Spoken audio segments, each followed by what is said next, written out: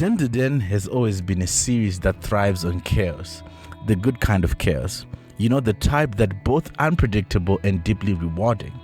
And episode 7, it grabs you by the collar from the very first frame. The opening sequence is a sensory feast. We are hit with bold, vibrant visuals that almost leap off the screen. The art direction is unapologetic, to say the least.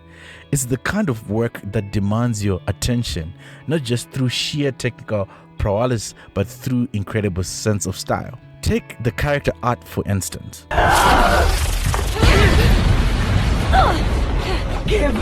There is a newfound sharpness to the designs of this episode. You can see every strand of hair, every minute detail in their clothing, and even the subtle glow of lightning that bounce off their skin. This isn't your typical set the mood opening, it's a visual proclamation of intent. What's more striking is how the animation doesn't just read on its laurels, it builds momentum. Characters move with an energy that feels almost untamed but never sloppy. Every gesture, every expression is magnified, making the opening and exhilarating as the story is setting up. But episode 7 isn't all flash. It's the quieter moment, the nuance that really hits home. One thing this episode nails better than perhaps anything we have seen in the series so far, it's its character animation.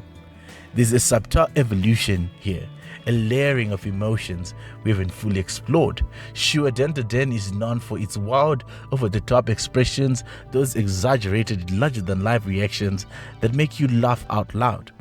But here, it's like the animators dialed it back, just enough to let realism shine. If I devour you. Through. Take Momo for example. In one of a particular scene, expressions transitions so fluidly you almost miss it. A smile falters, her eyes shift, and suddenly you are reminded this is a person carrying the weight of far more than she's willing to admit. Even the smaller gestures like character brushing away their hair or nervously tapping on their fingers feel intentional. They aren't just filler animations, they are storytelling tools. It's as if the animators are saying, hey, this isn't about flashy action. These are real people with real emotions existing in this crazy world. Think again. It's a bold choice to lean on this kind of detail in a series that thrives on supernatural chaos, but it works. And it works because it makes you care, not just about the plot, but about the people living through it. And then there is the story. This is where episode 7 transcends being just another great anime episode.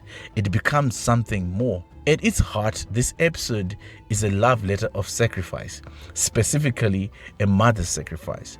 The story dives headfirst into a relationship between Momo and her mother, unraveling layers of pain, resilience, and unspoken bond that feels too real.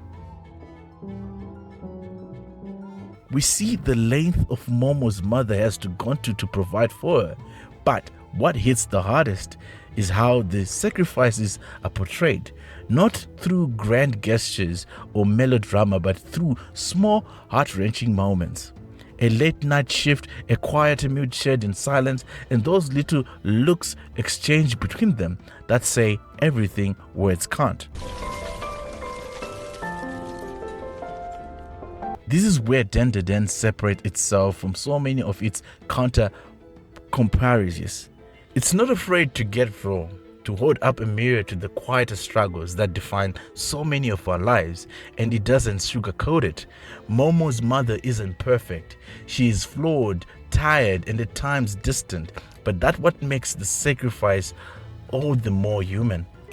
Now suck it up, you wuss. Now what do we do with her?